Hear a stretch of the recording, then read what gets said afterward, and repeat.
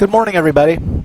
It's morning now. It's Saturday morning when I'm taping this. So good morning. You could be watching it anytime. So good day, good morning, good evening, or whatever it is. We're going to proceed along. We're going to talk about self-help and critical thinking. And this is kind of warm you up both for your first paper, that is critiquing your critical thinking choice for that assignment. And also there's an assignment homework one embedded in this as well. So let's get started. We're still at the UC Berkeley Botanical Gardens, eucalyptus tree. Boy, I'm California born and raised, Los Angeles, and that's one thing I miss. One of the things I miss in Ohio is the eucalyptus trees. Funny thing about eucalyptus trees, what do we know? They came from Australia. Actually, they were brought to Australia because they brought from Australia to the United States because they grow so quickly, and the railroads thought that they could use them for railroad ties, a very fast-growing source of lumber. Unfortunately, the wood's extremely brittle, extremely hard, and didn't function for that purpose. So now we have eucalyptus trees all over California and the West that were intended to do one thing and didn't fulfill that function. All you wanted to know about eucalyptus trees, right? So let's talk about critical thinking, and what is the definition of critical thinking? It's analyzing and evaluating thinking with a view to improving it. So it's not just about thinking. We start to engage in what's called metacognition, that is thinking about thinking, right? And here's Penelope to join us. She loves doing this, so rock on, Penelope. The problem, everyone thinks, it's our nature to do so, but most of our thinking is left to itself is biased, is distorted, partial, uninformed, or downright prejudice. And the quality of our lives, the quality of what we produce, right, depends precisely on the quality of our thought. Shoddy thinking is costly, both in money and quality of life, and we'll talk about that throughout the course, the quality of life part, also the money part, right? So people import a bunch of eucalyptus trees to solve a purpose for which they're ill-suited, right? So there was a lack of critical thinking in the decision to import the eucalyptus as a source of lumber for railroad ties, right? Excellence in thought, though, however, must be systematically cultivated. So critical thinking is an ongoing process of self-improvement. To what extent am I thinking more critically? We're going to explore that in this class through the use of pros and cons. That is, wow, I have an idea, but then let's sit back and try to analyze the pros and cons, and when we get really spiffy, we're going to try and assign probabilities to the pros and cons actually coming to fruition. And this is critical thinking for decision making, in our life. So you can go to the critical thinking model, if you will. This is a live link, so if you click on the slide, it should take you to this website so you can further explore these ideas. Just some pretty purple flowers, huh? So choices, critical thinking, it's a discipline. It's an art, both, ensuring that you're using the best thinking you're capable of in any set of circumstances. And that's why I want you to really unpack paper one, that self-help book that you've selected. We start with saying, well, what is the author's qualifications? Big part of it. And how did they come to write this book? I don't like to necessarily use the word entitled. Let's try qualify. What qualifies them to write this book? What is their experience? What is their area of study? How have they thought about it? So we begin to think critically about the source of information as well as the potential information itself. So we want to make sure that we're using the best thinking that we're capable of, right, in any set of circumstances, regardless of the context. The general goal of this thinking is to figure out the lay of the land, and that's the multiple options. Man, if I do this, I know there's things I want to happen, but what are the downsides? What are the cons to this happening? Figuring out the lay of the land, that is, where does this path potentially branch out and take me? We all have multiple choices to make, and choices are dissonance arousing, right? They can cause anxiety and they can cause tension. Critical thinking can help us, though, make the best choices. And we need the best information we can to get the best information we can to make the best choices.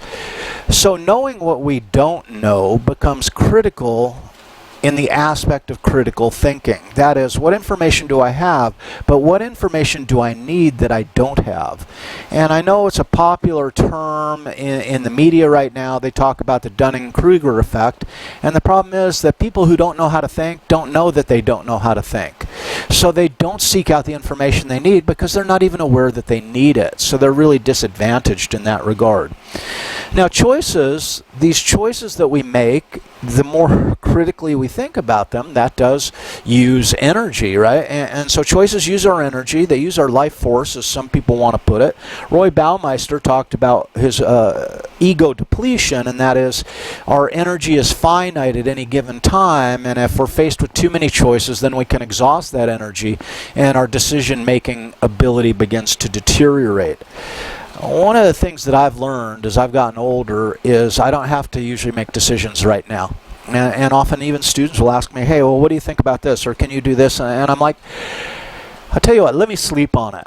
And I give myself that space and that time to think about it, restore my resources, and it allows me to think more critically. So, attempting to answer the question, what's really going on in this situation? Are they trying to take advantage of me? Do so-and-so really care about me? Am I deceiving myself when I believe that? These are kind of the basis of rudimentary critical thinking questions, especially when we're embedded in relationships.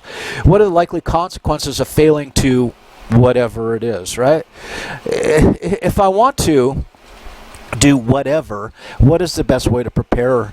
How can I be more successful in doing whatever it is I might want to do? Is this my biggest problem? Or am I fooling myself? Do I need to focus my attention on a higher priority? So these are kind of basic critical thinking questions that we can ask ourselves to ensure that we make better decisions. Now, vetting information or sources of authors, qualifications, background, and training. And a student had sent me a request for her self-help book, and she asked, hey, is this... No, actually it wasn't a self-help book, it was going to be a classic work, and the title sounded as if it would be a classic work in psychology.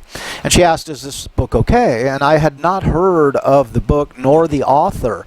So I started researching the author before I answered her question, and there is nowhere that I could find anything on the author. No qualifications whatsoever. So I'm like, well, what qualifies this author then to write this book? And because it was a book about emotional intelligence, there are other qualified authors who write books about emotional intelligence that would be a better bet. I'm not saying it's a bad book, but you can't know if it's a good or bad book until essentially you've read it. I mean, you can look at the reviews, and that's another piece of doing the investigative homework. But if I can't find anything on the author, does this author even have a bachelor's degree? Where did they go to school? It doesn't appear that they have any kind of higher degree. So it's like, I think maybe a better book is out there for you. Right? So what are the author's qualifications? And this is based, can we look at evidence versus anecdotes? And a lot of times we read reviews and they're anecdotal. They're talking about a person's personal experience in reading a book, etc. But what is the evidence? Is there a publication record? Is there a record of successful therapy, within this context, right? If you're looking for a financial advisor, then what is their background? What is their training? How do we know? What is the evidence of their success? Right? So no matter what context we're in, we can ask these questions. Now, in looking at your self-help book, we can ask the question specifically, is this theory-driven? If so, what theoretical stance or perspective? And that's something I ask you to answer, and it's quite important because the theory organizes the package. Is hypothesis testing employed? So maybe they have a theory, that this is the best way to interact within a relationship, but was that ever turned into a specific hypothesis that was somehow tested empirically? And notice that the quality of the evidence is increasing as we go down the list. Now, testimonials, yeah, people say they like it, but what does that mean? But who gave the testimonial becomes more important. right? And then what is the person making the testimonial? What is their qualifications? And are there multiple features or factors in what we're reading or studying or looking at or trying to decide on? Or is this kind of a one-trick pony? And some of the most disappointing works that might be self-help in the context of relationships, mental health, personal finance, you know, they've got one trick and they try to expand it into 150 pages. And it's like, wow, you know, I could have read a paragraph instead of this entire book. And, you know, as we said in an earlier lecture, this might be just repackaged common sense and doesn't deserve the attention it's getting. So the pros and cons, and we get back to this idea of pros and cons, virtually every action plan choice carries with it pros and cons. And this is part of being open-minded as well, being open-minded to say, wow, I really like this option, but it does in fact carry these cons, these liabilities, right? So do you make pros and cons lists? When you're faced with an important decision, when you were trying to decide which college you wanted to go to, if you went through that decision process, right? Did you make a list of the pros and then, you know, the classic list with another column of the cons going down the other side? Lists are an effective way, right, to push it out of mind onto paper and make us more mindful, strangely enough, that dumping the contents of our mind onto an electronic sheet or an honest-to-God old-school piece of paper makes it more real, right? It makes us more mindful, and it allows us the ability to look at it in a different way. That is, use our brain in a different way. And we have to understand the difference between probabilities and desirabilities. Once it has a pros and cons list that we've created, right, it's time to investigate the probabilities of pros and cons actually occurring. You know, you could say, well, should I get a new roof? And well, the pro is, yeah, I should get a new roof on the house, which we did a couple years ago because it will prevent any leaks.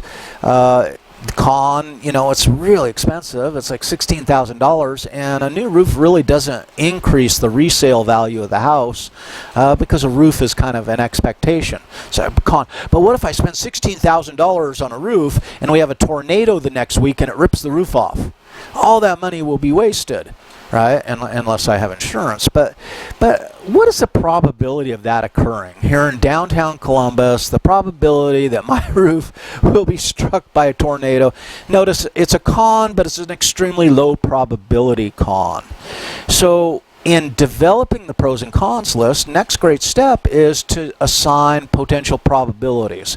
Now, when we assign probabilities, sometimes we can do it based on evidence. Other times we have to kind of just settle for an opinion, a potential realm of probability, right?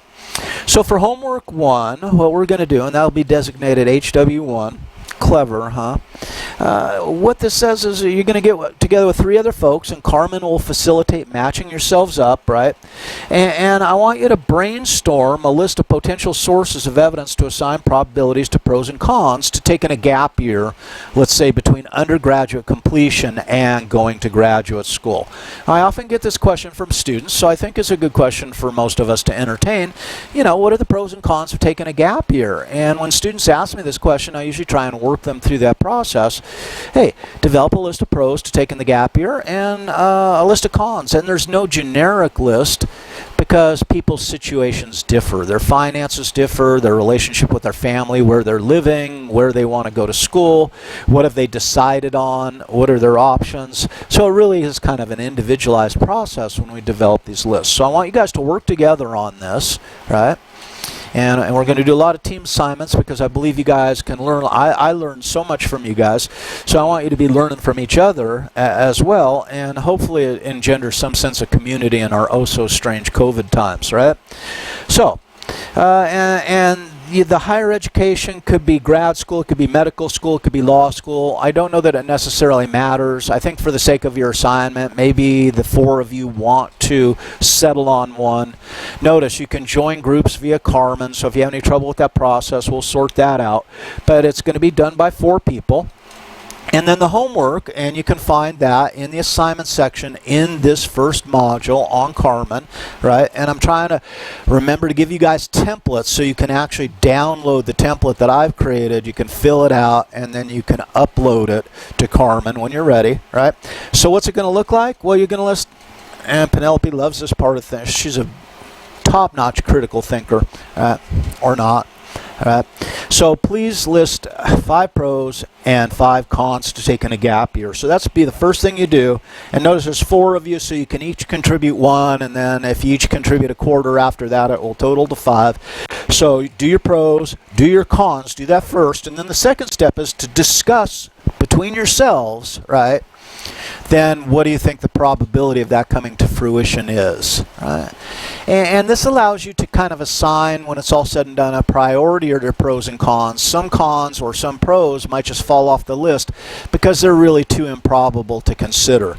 And then you can focus on the ones that are most likely to occur. Notice, this is an element of critical thinking. It's taken the ideas, putting them out there, trying to analyze them as effectively as you can. Right, sweetie? Okay, so that's your assignment. You're going to submit it in tabular format via Carmen. Questions? And what do you think? What are you going to do if you have questions? Anytime in this course, right? You're going to email me, or even better yet, remember we got 3 hours office hours during the week, and we also have our live Zoom session, which is what, 9:30 a.m. for this class on Tuesdays. So you come and you ask your questions there, and we discuss it in the group. So hopefully this is going to work for us as a system throughout the course. All right. And there we go. We'll close the slide there with some more Berkeley Botanical Gardens, and I hope you guys have a great day.